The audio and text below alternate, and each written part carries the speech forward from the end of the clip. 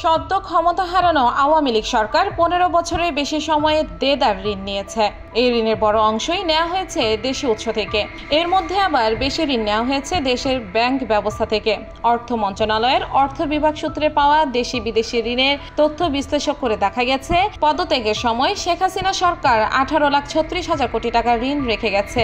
অন্তর্বর্তী সরকারকে এই ঋণ পরিশোধে এখন ব্যবস্থা নিতে হবে। অর্থ বিভাগ গত ডিসেম্বর পর্যন্ত দেশি বিদেশি ঋণের প্রতিবেদন আনুষ্ঠানিকভাবে প্রকাশ করেছে। তাতে মোট ঋণের স্থিতি দেখানো হয়েছে 16,59,334 কোটি টাকা। অর্থ বিভাগ ধারণা করছে চলতি বছরের জুন শেষে দেশি বিদেশি ঋণ স্থিতি দাঁড়াবে 18,36,000 কোটি টাকার মতো। এর মধ্যে দেশি অংশ হবে 10,35,000 কোটি টাকা আর বিদেশি অংশ 8,01,000 কোটি টাকা। অর্থনৈতিক সম্পর্ক বিভাগের তথ্য অনুযায়ী জুন মাস শেষে বিদেশি ঋণের পরিমাণ ছিল 6,790 কোটি মার্কিন ডলার। প্রতি ডলার 118 টাকা ধরে হিসাব করলে তা 8,01,000 কোটি টাকা দাঁড়ায়। গত ডিসেম্বর শেষে বিদেশি ঋণের স্থিতি ছিল 4,05,520 কোটি টাকা।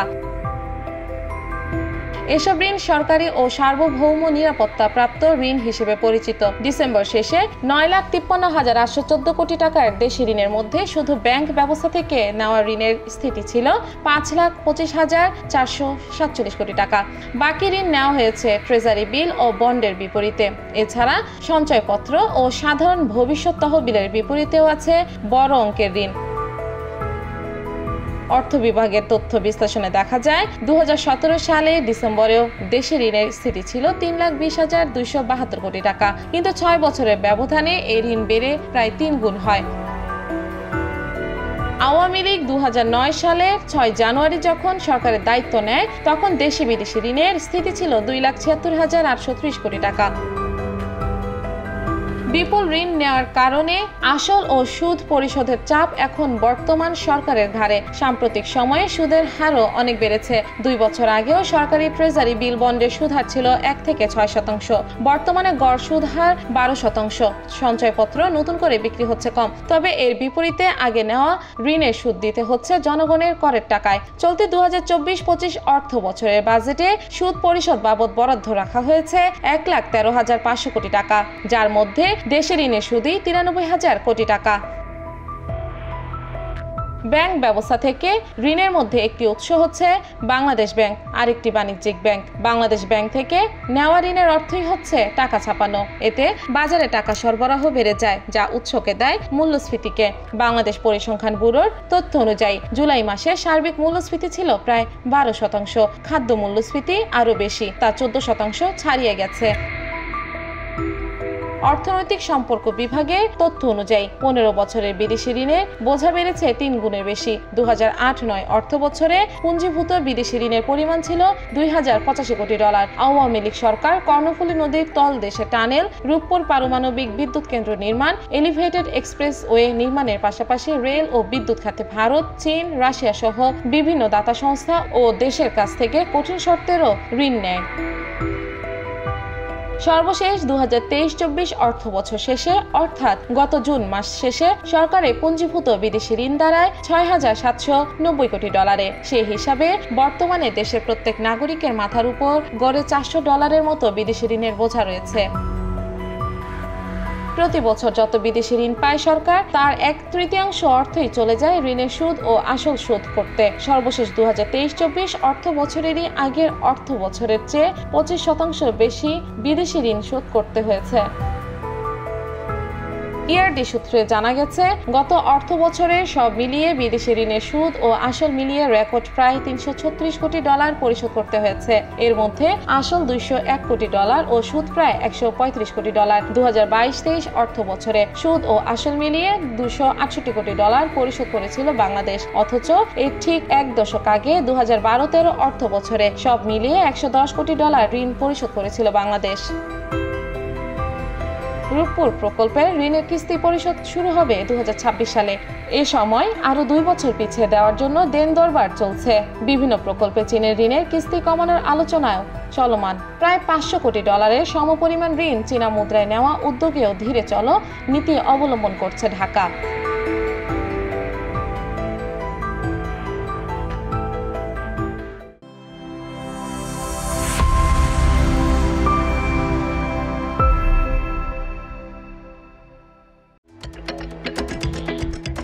বাংলাদেশের রাজনৈতিক পট পরিবর্তন ভারতের ব্যবসা বাণিজ্য কি ধরনের প্রভাব ফেলতে যাচ্ছে তা নিয়ে সে দেশে উদ্বেগ তৈরি হয়েছে। তবে বাংলাদেশের ঘটনাবলিতে ভারতের পোশাক খাতে সুবিধা হতে পারে বলেও মনে করছেন দেশটির বিশ্লেষকরা।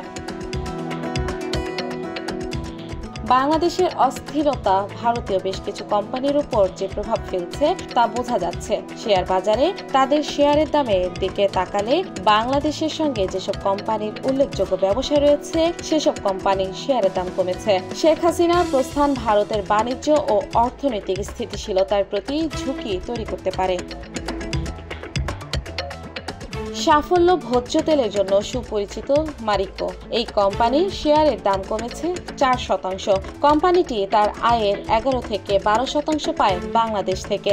বাংলাদেশের গাজীপুর ও চট্টগ্রামে মারিকোর 3টি কারখানা রয়েছে। বাংলাদেশের বাজারে তাদের কার্যক্রম পরিস্থিতি ধীরে ধীরে স্বাভাবিক হচ্ছে। এটি ভারতের একটি পোশাক তৈরি কোম্পানি। পার্ল গ্লোবাল তার আয়ের 25% মতো পায় বাংলাদেশ থেকে। কোম্পানিটি জানায় তাদের শেয়ারের দাম 3% কমে গেছে। কারফিউর সময়ে বাংলাদেশে তাদের কার্যক্রম বন্ধ হয়ে যায়। এই কোম্পানির শেয়ারের দাম কমে 4%। অস্থিরতার কারণে এই কোম্পানির কার্যক্রমও বাধাগ্রস্ত হয়েছে। বাংলাদেশে বিদ্যুৎ বিক্রি করে ভারতের এনটিপিসি। তবে ভারতীয় রাষ্ট্রায়ত্ত খাতের এই কোম্পানির বিদ্যুৎ উৎপাদন সক্ষমতার খুব সামান্য অংশই তারা বাংলাদেশে বিক্রি করে। বাংলাদেশ বড় পরিমাণ বিদ্যুৎ আমদানি করে আদানি পাওয়ার লিমিটেডের কাছ থেকে। 2017 সালে করা চুক্তির আওতায় আদানি 25 বছর ধরে বাংলাদেশের কাছে 1496 মেগাওয়াট বিদ্যুৎ বিক্রি করার কথা। এই প্রকল্প চালু হয় 2023 সালে। বাংলাদেশের অস্থিরতা ভারতের বস্ত্র ও পোশাক শিল্পের জন্য মিশ্র পরিস্থিতি সৃষ্টি করেছে। ভারতীয় সুতার বড় গন্তব্য বাংলাদেশ। দেশটিতে উৎপাদিত সুতার 25 থেকে 30% বাংলাদেশে যায়। তবে তাদের এই পরিস্থিতিতে সুযোগও খুঁজে পাচ্ছেন অনেকে। ভারতীয় বস্ত্র ও তৈরি পোশাক শিল্প এই সুযোগে তাদের বাজার বাড়াতে পারে বলে মনে করেন বিশ্লেষকেরা।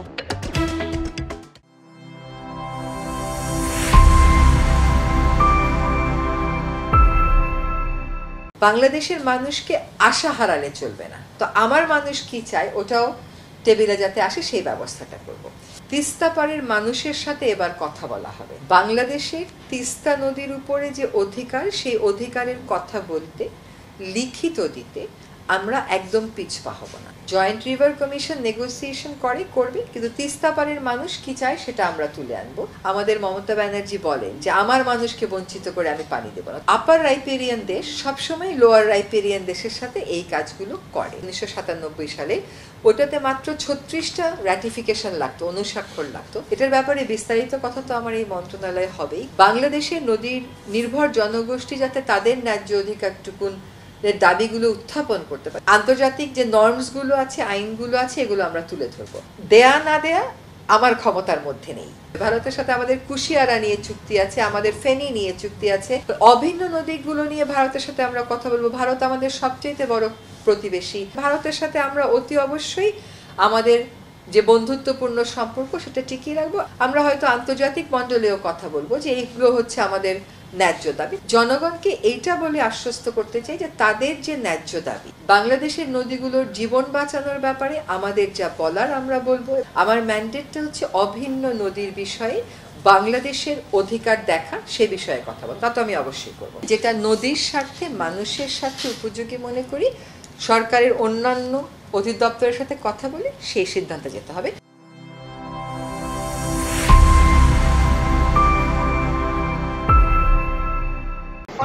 এই সময় কোনো রকম গোলমালক আমি চাইনি।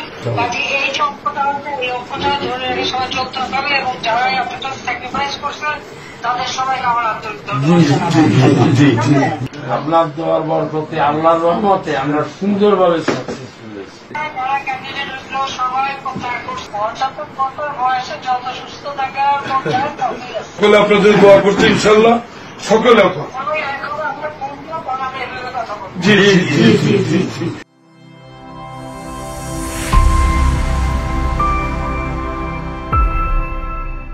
আমরা আপনাদের প্রতি আহ্বান জানাবো আপনারা তাদের বিরুদ্ধে যথাযথ ব্যবস্থা নেবেন। আমরা বিআরটিএ, ওয়াসা, ভূমি অফিস যেগুলো হচ্ছে দুর্নীতির আতুরঘর, জনগণ এখন ঐক্যবদ্ধ, জনগণ এখন সচেতন। সিস্টেমের বাইরে গিয়ে কোনো ধরনের ডিফল্ট মানি ট্রানজ্যাকশনে জড়িত থাকেন, জনগণ নিয়মতান্ত্রিকভাবে ব্যবস্থা নেবেন। আজকে আমাদের ডিএমপি কমিশনারের সাথে একটি গুরুত্বপূর্ণ এবং ফলপ্রসূ মিটিং হয়েছে। যারা জনশৃঙ্খলার কাজে নিয়োজিত যে পুলিশ বাহিনী তারা ডিমোরালাইজ হয়ে গিয়েছে, সেটির জন্য আমরা একটি পরিকল্পনা বাস্তবায়ন করছি। আমাদের পরিকল্পনা নিয়ে বিভিন্ন থানায় থানায় রিভাইভাল অফ দ্য স্পিরিট কর্মসূচি গ্রহণ করব। আবার পুলিশকে স্বতঃস্ফূর্তভাবে মাঠে নিয়ে আসার জন্য আমরা চেষ্টা করব। পুলিশ ভাইরা আপনারা যারা রয়েছেন, আপনাদের সাথে আমাদের কোনো ধরনের শত্রুতা নেই। আপনাদের পোশাকটিকে বিগত সরকার আপনাদেরকে ব্যবহার করে, লাঠিয়াল বাহিনী হিসাবে ব্যবহার করে ক্ষমতায় টিকতে থাকতে চেয়েছিল। আপনারা কাজে ফিরে আসুন। সেই জায়গা থেকে আমাদের ছাত্র নাগরিকদের যদি কোনো সহায়তা প্রয়োজন হয়, আমরা সেই সহায়তা আপনাদেরকে দিব। পুলিশ বাহিনী একটি সেবাধর্মী প্রতিষ্ঠানে পরিণত হবে।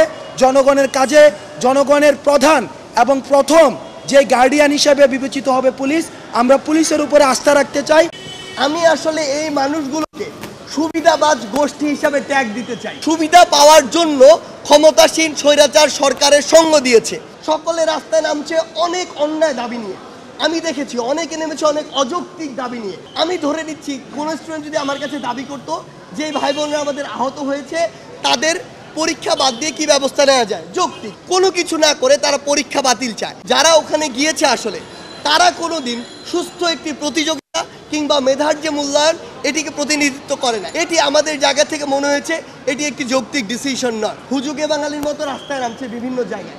এগুলো করে আলটিমেটলি আপনার স্টেবল একটি অবস্থা আসবে কিনা তাকে সরিয়ে এরপর চেইন অফ কমান্ড অনুযায়ী ধীরে ধীরে পরের স্টেপগুলোতে ব্যবস্থা নেওয়া হবে। সেই জায়গাতে আমার মনে হচ্ছে যে আমরা কিছু সুবিধাবাজ গোষ্ঠী তৈরি হয়েছি এই মুহূর্তে পুরো বাংলাদেশে।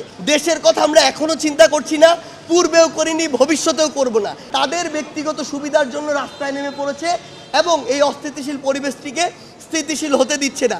এই লং মার্চটি আমরা আমাদের সর্বশেষ যখন দেয়ালে পিঠ থেকে গিয়েছে তখন ফ্যাসিস্ট সরকারের পতনের জন্য দিয়েছিলাম। আজকে বিভিন্ন জায়গায় বিভিন্ন সংগঠন দেখি প্রথম দিন তাদের লং মার্চ প্রোগ্রাম দেয়। এই জিনিসটি বোঝায় যে তারা আসলে সর্বশেষ সময় গিয়ে যেটি করতে চাচ্ছে এটি হচ্ছে একদম তাদের দেয়ালে পিঠ থেকে গিয়েছে। তারা বৈষম্য বিরোধী ছাত্র আন্দোলনে কারোর সাথে যোগাযোগ করেনি, তারা অন্তর্বর্তীকালীন সরকারের কারোর সাথে যোগাযোগ করেনি। যদি আমরা রেসপন্স না করতাম তারপরে তারা যদি সেখানে যেত সেটি যৌক্তিক।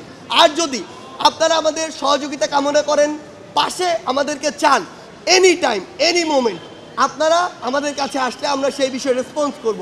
আপনারা লজিক্যাল ওয়েতে যান, সরকার থেকে শুরু করে রাষ্ট্রকে সময় দিন, আমরা একটি নতুন পথের দিকে এগিয়ে যেতে পারব।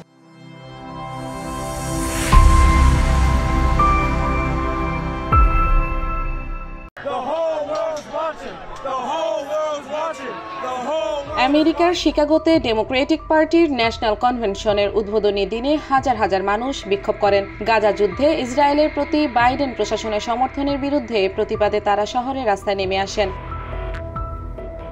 ডেমোক্রেটিক ন্যাশনাল কনভেনশনের নিরাপত্তা দল নিশ্চিত করেছে সম্মেলন এলাকার কাছে স্থাপিত নিরাপত্তা বেষ্টনীর অংশবিশেষ ভেঙে ফেলেন বিক্ষোভকারীরা। রয়টার্সের প্রত্যক্ষদর্শীরা 4 ব্যক্তিকে আটক হতে দেখেন। তাদের হাতে হাতকড়া পরানো ছিল। ওই বিক্ষোভকারীদের গ্রেফতার করা হয়েছে কিনা সে ব্যাপারে ডেমোক্রেটিক ন্যাশনাল কনভেনশনের নিরাপত্তা দলের বক্তব্য জানতে চেয়েছিল রয়টার্স, তবে সাড়া পাওয়া যায়নি।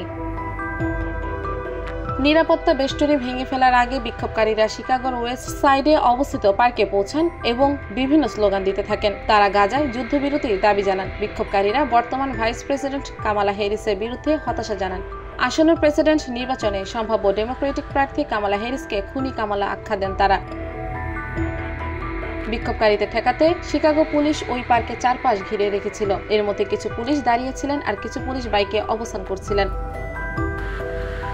ডেমোক্রেটিক পার্টির সম্মেলন স্থলের বাইরে একটি পার্কে মার্চ অন দ্য ডিএনসি নামে এই বিক্ষোভের আয়োজন করা হয়। প্রেসিডেন্ট জো বাইডেন সম্মেলনে বক্তব্য দেওয়ার কয়েক ঘন্টা আগে থেকে বিক্ষোভকারীরা পার্কে জড়ো হতে থাকেন। কয়েক হাজার বিক্ষোভকারী পার্কে জড়ো হন। আয়োজকদের আশা ছিল পার্কটি বিক্ষোভকারীতে পরিপূর্ণ হয়ে যাবে, তবে এটি মাত্র অর্ধেক পূর্ণ ছিল। 200টির বেশি সংগঠন একজোট হয়ে এই কর্মসূচি পালন করেন।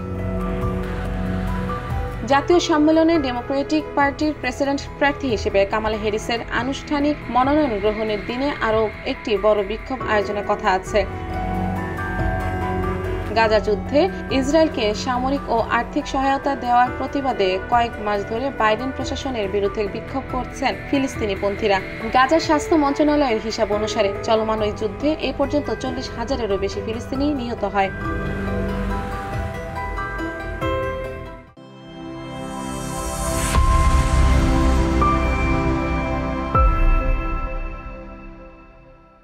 জনপ্রত্যাশা পূরণের জন্য একটি নিরাপদ এবং মানবিক বাংলাদেশ গড়ার এখনই শ্রেষ্ঠ সময়। দখলদারিত্বে লিপ্ত হবেন না। কেউ দয়া করে দুর্বলের উপর আঘাত হানবেন না। কেউ দয়া করে নিজেদের হাতে আইন তুলে নেবেন না। আসুন কার্যকর রাষ্ট্র সংস্কার নিশ্চিত করতে একটি বৈষম্যহীন গণতান্ত্রিক রাষ্ট্র নির্মাণ করতে আমরা প্রত্যেকেই আরও দায়িত্বশীলতার পরিচয় দেই। লাঞ্ছিত, বঞ্চিত, অধিকারহারা মানুষ মর্যাদাকর জীবনের প্রত্যাশায় উন্মুখ হয়ে রয়েছেন। গত 15 বছর ধরে গণতান্ত্রিকামী মানুষ আন্দোলন সংগ্রাম অব্যাহত রেখেছিলেন।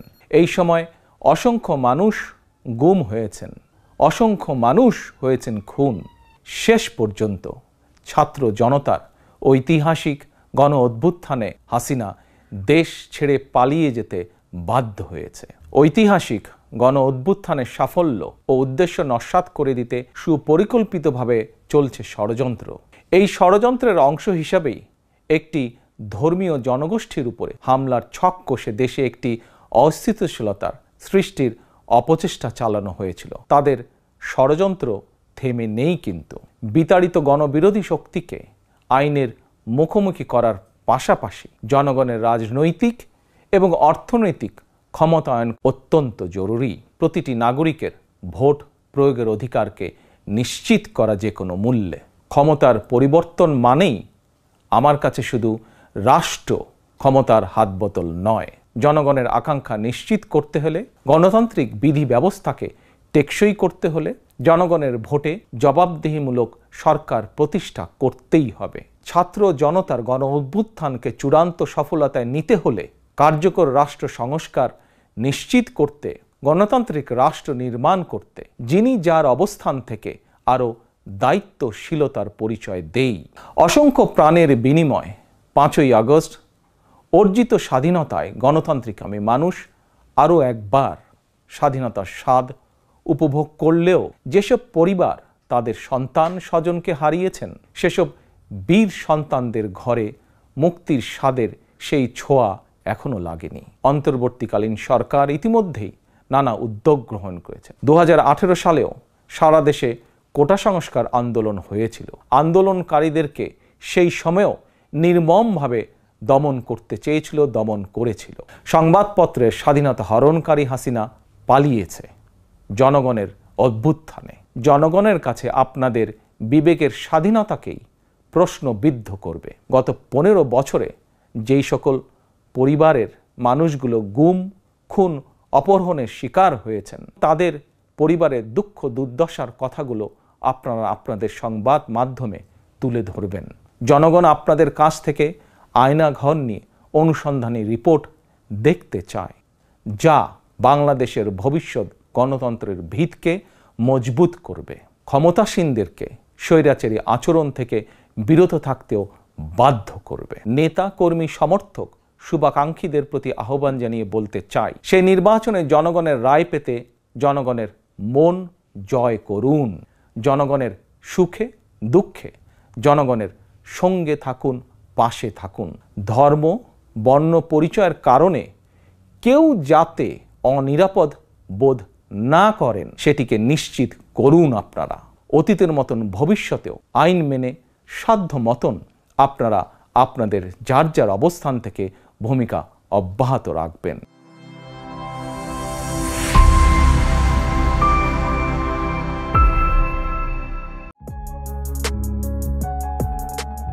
উৎপাদন খাত ব্রিটেনের অর্থনীতিকে ফেলে দিয়েছে নতুন সংকটে। এই খাতের মন্থর গতির কারণে হুমকির মুখে পড়েছে দেশটির অর্থনৈতিক প্রবৃদ্ধি আর সাধারণ মানুষের জীবনমান উন্নয়নের বিষয়টি। অর্থনীতিবিদরা বলছেন, ব্রিটেনের অর্থনীতিকে আরও গতিশীল করতে এখন থেকে কার্যকর পদক্ষেপ নেওয়া এই মুহূর্তে নতুন সরকারের জন্য সবচেয়ে বড় চ্যালেঞ্জ। গেল 4 জুলাই নিরঙ্কুশ সংখ্যাগরিষ্ঠতা পেয়ে ব্রিটেনের পার্লামেন্ট নির্বাচনে জয়ী হয় লেবার পার্টি। একই সঙ্গে কনজারভেটিভ পার্টির 14 বছরের অর্জিত অবস্থা হয়ে পড়ে নড়বড়ে। নবনির্বাচিত সরকার দেশের অর্থনীতিকে ভঙ্গুর বলে উল্লেখ করে। নতুন সরকার দাবি করে, আগের সরকারের মেয়াদে দেশ 2000 কোটি পাউন্ড ঘাটতি পড়েছে। ব্রিটেনের অর্থনীতির বর্তমান অবস্থা নিয়ে বিশ্লেষকরা বলেন, বিশ্বের 6ষ্ঠ বৃহত্তম অর্থনীতিতে যুক্তরাজ্য এখন জাতীয় পর্যায়ে দেউলিয়া হওয়ার দ্বারপ্রান্তে। রেনমিন ইউনিভার্সিটি অব চায়নার সিনিয়র ফেলো জন রসের মতে, ব্রিটেনের অর্থনীতির অবস্থা গুরুতর। অর্থনীতি ভেঙে পড়বে না, কিন্তু এই পরিস্থিতি চলবে অনেক দিন। ব্রিটেনের প্রবৃদ্ধি এখন 0.3%। এটা কোনো প্রবৃদ্ধি না, এর মানে এই না কয়েক মাস বা 1 বছর দেশের অর্থনীতির এই অবস্থা হয়নি। দশকের পর দশক সময় নিয়ে এমন হয়েছে। অর্থনীতিবিদরা বলেন, উৎপাদন খাতের কার্যক্রমে ধীরগতি আসায় ব্রিটেনের অর্থনীতি এখন কঠিন সময় পার করছে। যেই পরিস্থিতি এড়িয়ে যাওয়ার কোনো সুযোগ নেই। এর মধ্যে জিডিপি প্রবৃদ্ধি ধীরগতি অর্থনীতিকে আরও মন্দার দিকে নিয়ে যাচ্ছে, চলে যেতে পারে স্থবিরতার দিকে। ব্রিটেনের অর্থনীতি চাঙ্গা করতে উৎপাদন খাতের ভূমিকা অনেক। বিশেষজ্ঞরা বলেন, ব্রিটেন সরকারের উচিত যত দ্রুত সম্ভব এমন কোনো নীতি বাস্তবায়ন করা যাতে উৎপাদন খাত ঘুরে দাঁড়ায়। আর এটি সম্ভব হলে দেশের অর্থনীতি চাকা আরও গতিশীল হওয়ার পাশাপাশি বাড়বে উৎপাদন। Centre for economics and business রিসার্চের প্রধান নির্বাহী নিনা স্কেরো বলেন, উৎপাদন খাত ব্রিটেনের অর্থনীতির জন্য মাথা ব্যথার কারণ হয়ে দাঁড়িয়েছে। অন্যান্য দেশের সঙ্গে তুলনা করার মতো ঘটনা, উন্নত অর্থনীতি দেশগুলো, যুক্তরাষ্ট্র আর ইউরোপের শীর্ষ অর্থনীতির দেশের তুলনায় ব্রিটেনের অর্থনীতির অবস্থা খারাপ। যুক্তরাষ্ট্রের মানুষ যদি সেপ্টেম্বর থেকে কাজ করা বন্ধ করে দেয়, এরপরও তাদের উৎপাদন ব্রিটেনের 1 বছরের উৎপাদনের সামনে থাকবে।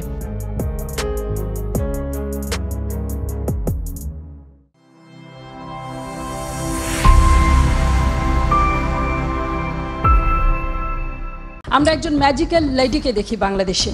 মাননীয় প্রধানমন্ত্রী, আমার নাম ফারজানা রূপা, আমি 71 টিভিতে কাজ করি। বিমানবন্দরে আটক হলেন সমালোচিত সাংবাদিক দম্পতি শাকিল আহমেদ ও ফারজানা রূপা। পরবর্তীতে তাদের ঢাকা মহানগর পুলিশের গোয়েন্দা বিভাগের কর্মকর্তাদের কাছে হস্তান্তর করা হয়। 71 টিভির চাকরিচ্যুত প্রধান বার্তা সম্পাদক শাকিল আহমেদ ও তার স্ত্রী উপস্থাপিকা ফারজানা রূপাকে হযরত শাহজালাল আন্তর্জাতিক বিমানবন্দর থেকে ইমিগ্রেশন কর্তৃপক্ষ আটক করে। সঙ্গে তাদের কন্যাও ছিল। রূপা ও শাকিল টার্কিশ এয়ারলাইন্সের একটি ফ্লাইটে ইস্তানবুল হয়ে ফ্রান্সের প্যারিসে যাওয়ার উদ্দেশ্যে বিমানবন্দরে যান। তবে সিটিএসবির ক্লিয়ারেন্স না পাওয়ায় ইমিগ্রেশন পুলিশ তাদের বিদেশে যাওয়ার অনুমতি দেয়নি। এর আগে গত 8 আগস্ট 71 টেলিভিশনের ব্যবস্থাপনা পরিচালকের পক্ষে মোস্তফা আজাদ স্বাক্ষরিত এক বিজ্ঞপ্তিতে 71 মিডিয়া লিমিটেডের ব্যবস্থাপনা কর্তৃপক্ষের সিদ্ধান্ত ও নির্দেশনা অনুযায়ী গত 8 আগস্ট থেকে শাকিল আহমেদ ও ফারজানা রূপাকে চাকরি থেকে অব্যাহতি দেওয়া হয়।